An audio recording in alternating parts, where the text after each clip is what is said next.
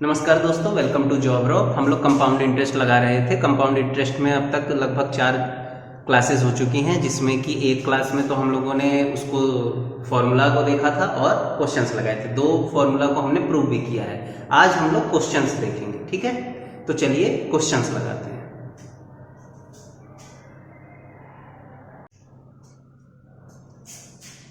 ये सवाल देखिए, 8,000 रुपए पर 3 वर्ष के अंत में 5% वार्षिक दर से चक्रवृद्धि ब्याज कितना होगा। ये एकदम साधारण सा सवाल है। आपके पास प्रिंसिपल है। पहले तो देखिए क्या होता है, प्रॉब्लम यही होती है कई बच्चों को कि उन्हें छांटना ही नहीं आता कि प्रिंसिपल कौन सा है, परसेंट कौन सा है, समय कौन सा है।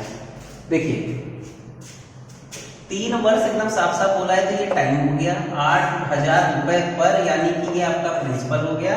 और 5% प्रतिशत हमेशा रेट होता है, ठीक? प्रतिशत हमेशा रेट होता है। बोल भी रहा है प्रति वर्ष ब्याज, इस रेट पर हमें ब्याज निकालना है। अच्छा, ब्याज का जो सीधे सूत्र है वो तो है नहीं है चक्रवृद्धि ब्याज में। हम कैसे करेंगे? अमाउंट इज इक्वल टू क्या होता है भाई? अमाउंट इज इक्वल टू होता है प्रिंसिपल ब्रैकेट में 1 प्लस R/100 पर पावर T। अब या तो आप अमाउंट पहले निकाल लोगे, फिर आपको पता ही है कि मेरा मूलधन 8,000 रुपए है तो 8,000 घटा देना, ठीक है? साधारण तरीके से करते हैं। प्रिंसिपल हो गया 8,000 ब्रैकेट में 1 प्लस रेट आपका 500 है, 5% बटे 3 साल, ठीक? तो 8,000 ब्रैकेट में इसको इससे मल्टीप्लाई करें तो 100 एकम 100 और 5 105 बटा 100 पर पावर 3। इसको काटेंगे 5 से, 5 20 बार में कटेगा, ये 21 बार में कटेगा, है ना? तो इसको क्या लिख सकते हैं? 8,000 गुणे 21 बटा 20 गुणे 21 बटा 20 गुणे 21 बटा 20। 3 बार है, 3 बार करना पड़ेगा। 1 0 से 1 0, तीनों 0 से कट जाएंगे, 2 दूनी 4 दूनी 8 से 8 कट जाएगा, यानी आपके पास बचा सिर्फ और सिर्फ 21 इंटू 21 इंटू 21, है ना? 21 का क्यूब अगर पता हो तो लिखिए, और नहीं तो 21 का स्क्वायर पता है तो 441 गुणे 21 निकालिए, कितना आएगा? 9,261। ये तो आ गया क्या? अमाउंट। हम लोग अभी क्या निकाले? अमाउंट। हमारा हमें निकालना क्या है? चक्रवृद्धि ब्याज से निकालना है। तो CI क्या होता है भाई? Amount minus principal. तो अमाउंट 9,261 माइनस प्रिंसिपल यानी 8,000, तो ये हो गया 1,261 रुपए, ठीक? इस तरीके से लगता है। अगला सवाल लगाया जाए। चलिए अगला सवाल देखते हैं।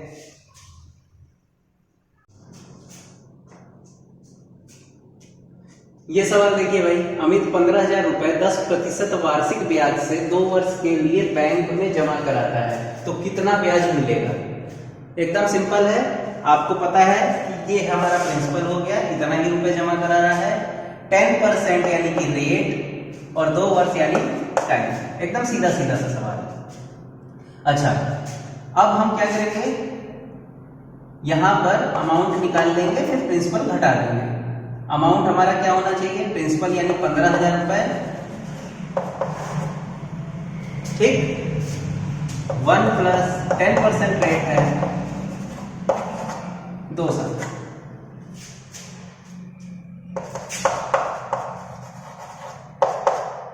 एक 110 हो जाएगा, 110 बटा 100 गुणे 110 बटा 100।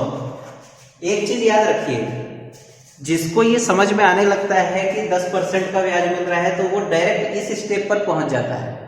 110 बटा 100, 110 बटा 200, 2 साल का है तो 2 साल की वृद्धि कर दिया परसेंटेज के हिसाब से, जिसमें लाभ वाले में लगाते हैं। ठीक है, तो ये भी सही है। आपको यहीं से लगाने की अब धीरे धीरे आदत पड़नी चाहिए, ये करने की आवश्यकता नहीं है।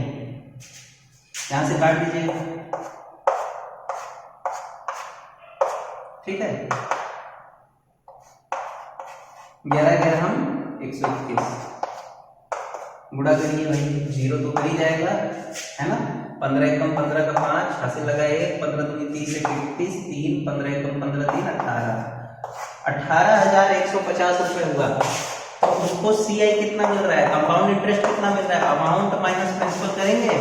अमाउंट हमारा कितना आया 18,150 रुपए, प्रिंसिपल है हमारा 15,000 रुपए, तो उसे कितना मिलेगा 3,150 रुपए,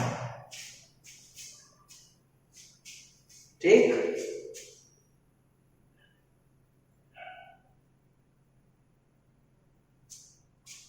सही है, आगे बढ़ा जाए। देखिए ये सवाल देखिए, 4 साल की समाप्ति पर किसी धनराशि पर 10% वार्षिक ब्याज से साधारण ब्याज और चक्रवृद्धि ब्याज का अंतर 256 रुपए 40 पैसे है, तो धनराशि क्या होगी। यहां पर देखिए, यहां पर 4 साल का पूछा है, ठीक। और मैंने जो सूत्र आपको बताए हैं वो 2 साल और 3 साल के हैं। इसको कैसे लगाना है वो तरीका आपको यहां समझना होगा। 10% वार्षिक ब्याज यानी रेट। अच्छा, यहां पर ना हम क्या करते हैं, आसान करने के लिए मान लेते हैं कि हमारी धनराशि जो है, पी जो है, प्रिंसिपल जो है वो 100 रुपए, 100 रुपए का कंपैरिजन करते हुए हम बना लेंगे। तो 100 रुपए अगर प्रिंसिपल है तो हमारा एसआई कितना होगा भाई, 100 गुणे 4 साल है, रेट है 10%, तो यह आ जाएगा 40 रुपए, ठीक है, 40 रुपए ऐसा है। सीआई कितना आएगा भाई, सीआई का फॉर्मूला अब देखिए, तुरंत लगाने वाला तरीका अपनाएंगे, अब वो बार बार फॉर्मूला नहीं लिखेंगे। 100 रुपए प्रिंसिपल है, मैंने कहा है मान लीजिए, अब 10% है ना, 10% ब्याज के हिसाब से 4 साल में क्या जाएगा 110/100, 110/100, 110/100 और 110/100, 4 बार, है ना। 00 से 00 कट गया, 00 से 00 कट गया, 00 से 00 कट गया। 11 हम 121 गुणे 121/100, तो ये कितना आएगा, 121 में 121 का गुणा करेंगे तो कितना आएगा ये बताइए। आया 14641/100, ठीक। और याद रहे ये सीआई नहीं आ रहा है, ये अमाउंट आ रहा है। सीआई के लिए तो हमें प्रिंसिपल माइनस करना होता है ना, सीआई के लिए तो हमें प्रिंसिपल माइनस करना होता है।